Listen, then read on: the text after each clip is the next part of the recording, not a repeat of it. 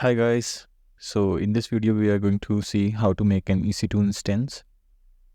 So I'm here on my AWS homepage, and to create an EC2 instance we will first go to compute, and in the compute section we will select EC2. After selecting EC2 we will just go to here on instances. After selecting the instance we will go to launch an instance. Then after selecting that, this page will appear, which is launch an instance. Here we will give the name to our instance. It can be whatever, like I will put my name here. And after that, I will select the OS that I want to install on my instance. So basically this instance is just a computer machine that is located somewhere, and which is virtually available to us. So we can do whatever we can do on our personal computer, same things we can do on this also. And just the difference is this is virtually available to us.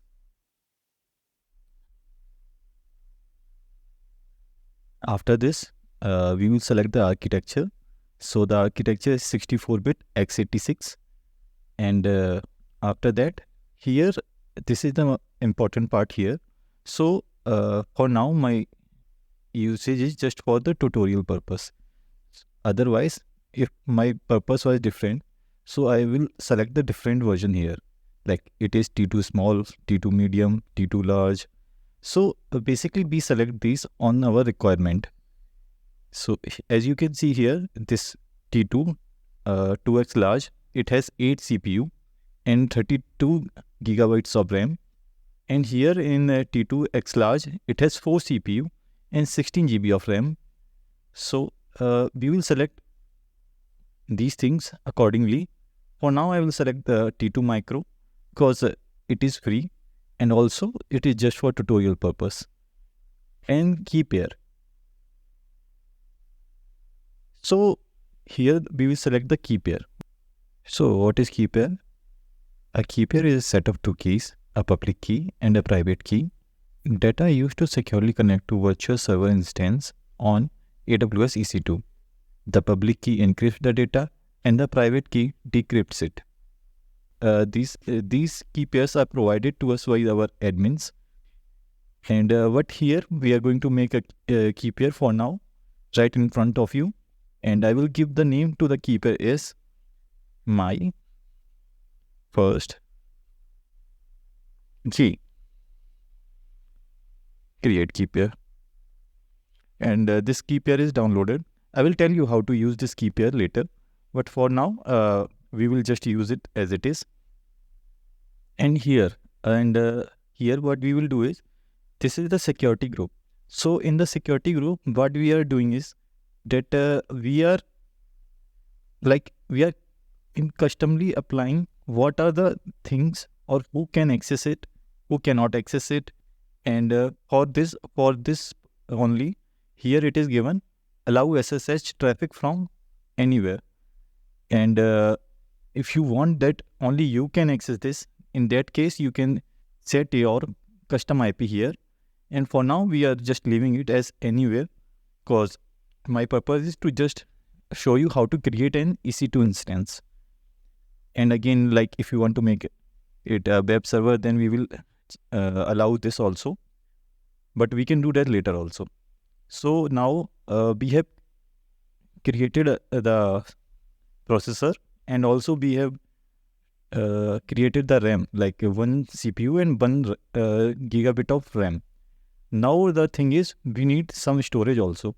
So for the storage part, we are selecting 8 GB of SSD, and the type is GP2. Other types are also available, but we are using GP2. And then we will select on launch instance.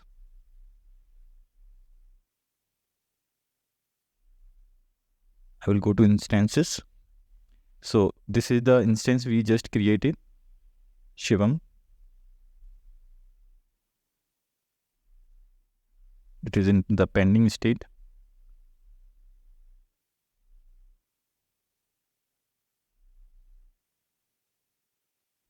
Okay, so now it is in the running state, and let's connect to it.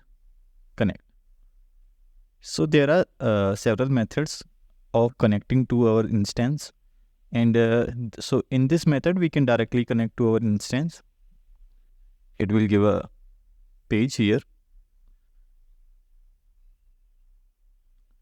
and yes, we have got the connection. And for others, there are more options.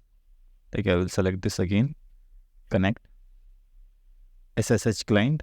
For this, what we have to do, the key just we have created now. We will use that key to log into our instance from the command line of our computer. That way, we can use our instance from directly from the command line of our PC or whatever machine we are using. Let's go back